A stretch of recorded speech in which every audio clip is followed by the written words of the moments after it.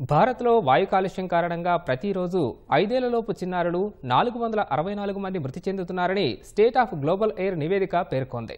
అదే ప్రపంచంలో అయితే 2000 మంది చిన్నారులు మృతి చెందుతున్నారని తెలిపింది. ప్రపంచవ్యాప్తంగా చోటు చేసుకుంటున్న పిల్లల మరణాల్లో వాయు కాలుష్యం రెండో ప్రధాన కారణమని వెల్లడించింది. Health effects institute of UNICEF సంస్థలు సంయుక్తంగా స్టేట్ ఆఫ్ గ్లోబల్ ఎయిర్ నివేదికను రూపొందించాయి.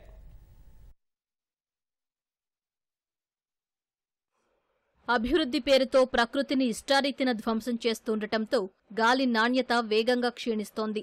ఫలితంగా వాయు కాలుష్యం జెట్ స్పీడ్లో దూసుకుపోతుంది. నీళ్లు కలుషితమవుతున్నా ఫిల్టర్ చేసి ఉపయోగిస్తుండటంతో దాని ప్రభావం మానవులకు తెలియడం లేదు. అదే గాలి విషయంలో మాత్రం స్పష్టంగా కనబడుతోంది. వాయు కాలుష్యం కారణంగా భారత్లో ప్రతిరోజు 464 మంది 5 ఏళ్లలోపు చిన్నారులు మృతి చెందుతున్నారని స్టేట్ ఆఫ్ గ్లోబల్ ఎయిర్ నివేదిక పేర్కొంది. అదే ప్రపంచంలో అయితే 2000 మంది చిన్నారులు మృతి చెందుతున్నారని తెలిపింది. ప్రపంచవ్యాప్తంగా చోటు చేసుకుంటున్న పిల్లల మరణాల్లో వాయు కాలుష్యం రెండో ప్రధాన కారణమని వెల్లడించింది. హెల్త్ ఎఫెక్ట్స్ ఇన్స్టిట్యూట్, యూనిసెఫ్ సంస్థలు సంయుక్తంగా స్టేట్ ఆఫ్ గ్లోబల్ ఎయిర్ నివేదికను రూపొందించాయి. 90% వాయు కాలుష్య మరణాలకు గాలిలో ఉండే PM 2.5 అతి సూక్ష్మ ధూళి కణాలే కారణమని నివేదిక పేర్కొంది.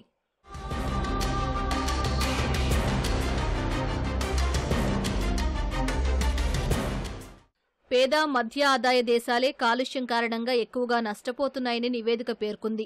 వాయు కాలుష్యం కారణంగా ఆ దేశాల్లోని చిన్నారులే ఎక్కువగా మరణిస్తున్నారని తెలిపింది. ఇంధనాలను మండించడం వల్ల వాయు కాలుష్యం అధికమవుతోందని వెల్లడించింది.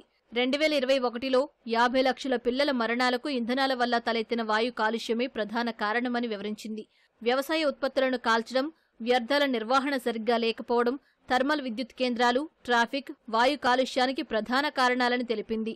వాయు కాలుష్యం కారణంగా భారత్లో ప్రజల సగటు ఆయుర్దాయం 3 సంవత్సరాలు తగ్గిపోతుందని స్టేట్ ఆఫ్ గ్లోబల్ ఎయిర్ నివేదిక పేర్కొంది. అదే ఉత్తర భారత్లోని ఢిల్లీ లాంటి ప్రాంతాలలో అయితే సగటు ఆయుర్దాయం 5.4 సంవత్సరాలు తగ్గిపోతుందని వెల్లడించింది.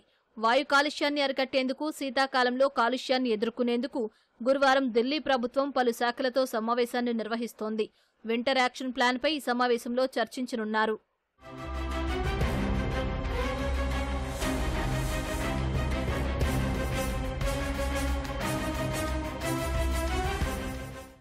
భారత్లో వాయు కాలుష్య మరణాలు పోషకాహార లోపం కన్నా 1.3 రెట్లు, మద్యపానం, పొగతాగడం కన్నా 4.4 రెట్లు అధికంగా ఉన్నాయని నివేదిక తెలిపింది. వాయు కాలుష్యాన్ని అరికట్టేందుకు తక్షణం పర్యావరణ చట్టాలలో సంస్కరణలు తీసుకుని రావాలని కమిటీ పేర్కొంది.